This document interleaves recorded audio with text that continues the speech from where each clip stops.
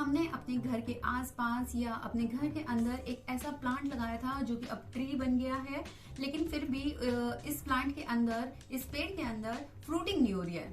तो ऐसे कौन कौन से रीजन है जिसकी वजह से हमारे मैच्योर प्लांट में भी फ्रूटिंग नहीं होती है, तो वो सारी इन्फॉर्मेशन मैं आपके साथ शेयर करूंगी।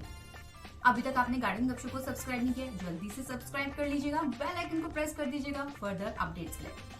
देखिए, सबसे पहला मेन पॉइंट जो है वो आता है एज ऑफ द प्लांट। हो सकता है आपके प्लांट की एज चली गई हो, यानी कि हर फ्लावरिंग वाले प्लांट या फ्रूटिंग वाले प्लांट्स जो होते हैं उनको कम से कम 7 से 8 साल चाहिए होते हैं फ्रूट्स को प्रोड्यूस करने के लिए या मैच्योर होने के लिए कह लीजिए।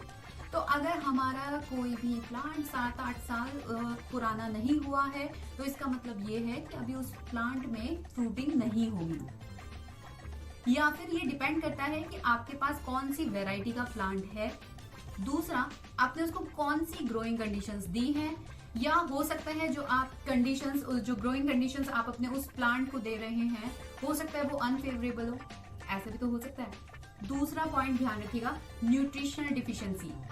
हो सकता है आपने अपने प्लांट को रेगुलरली फर्टिलाइज ना किया हो।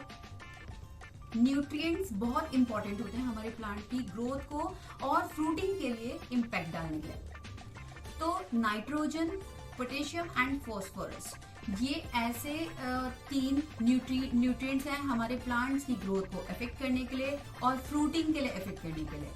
तो आपको ध्यान रखना होगा कि आप अपने जिस भी प्लांट को अपने घर में लगा रहे हैं तो उसको फर्टिलाइज करना बहुत इंपॉर्टेंट है। और अगर बात की जाए फ्लावरिंग या फ्रूटिंग वाले प्लांट्स की, तो उनको तो मतलब 15-20 डेज के बीच में फर्टिलाइज करना इम्पॉर्टेंट है, अगर आप उस प्लांट से चाहते हैं बहुत सारे फ्रूट्स और बहुत सारे फ्लावर्स। नेक्स्ट मैं आपको बोलूंगी, ध्यान रखिए वाटर कंडीशंस का। अगर आपने अपने उस प्लांट को ज्यादा पानी दे दिया है, ओवर वाटरिंग कर दिया है, या फिर आपने अंडर वाटरिंग कर दिया है, दोनों ही कंडीशंस में हमारे जो प्लांट है उसकी ग्रोथ पे इफेक्ट आता है और फ्रूटिंग के लिए भी ये मेन कारण बन जाता है। तो इस रीजन के लिए भी आपको क्या करना होगा, आपको ध्यान रखना होगा कि आपकी उस प्लांट के लिए वाटर कंडीशंस, किस तरीके से आप उसको पानी दे रहे हैं, एक पूरी साइकिल मेंटेन करनी पड़ेगी जिससे उस प्लांट को फ्रूटिंग करने में आसानी हो जाए। नेक्स्ट पॉइंट मैं बोलूंगी, पेस्ट और डिसीजेस का ध्यान रखिएगा। क्यों? क्योंकि जितने भी हमारे पास प्लांट्स होते हैं they are very susceptible to diseases and pest.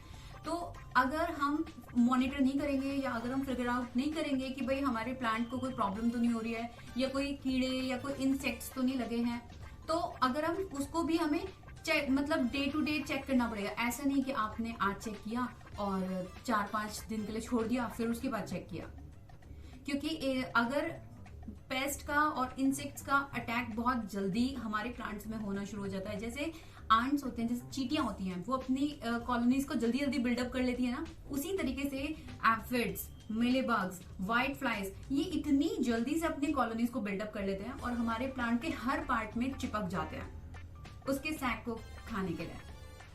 तो ये कंडीशंस आपको ध्यान रखनी पड़ेगी अगर आप चाहते हैं, अगर आपके घर में या आपने अपने आसपास एक ऐसा प्लांट लगा रखा है फ्रूटिंग वाला और अगर फ्रूट नहीं आ रहे हैं, तो ये रीजन है और इसको जरूर से आप मॉनिटर कीजिएगा। अगर फिर भी आप अगर ये प्रॉब्लम फेस कर रहे हैं तो मैं बोलूंगी आप नियर बाय जो आपके हॉर्टिकल्चरिस्ट हैं उनसे एडवाइस लीजिए या कंसल्ट कीजिए जो आपके आसपास के गार्डनर्स हैं, क्योंकि ये भी एक मेन इशू हो जाता है। क्योंकि अगर हमने एक फ्लावरिंग या फ्रूटिंग वाला प्लांट लगाया है और बहुत सारी प्रॉब्लम्स उसमें आ रही हैं तो उसको रेक्टिफाई करना बहुत जरूरी है। अगर आपको ये इन्फॉर्मेशन अच्छी लगी है तो गार्डन गपशप को सब्सक्राइब कीजिएगा और आप थैंक्स बटन के थ्रू भी अपने इस प्यारे यूट्यूब चैनल गार्डन गपशप को सपोर्ट कर सकते हैं। Thank you so much for watching my video.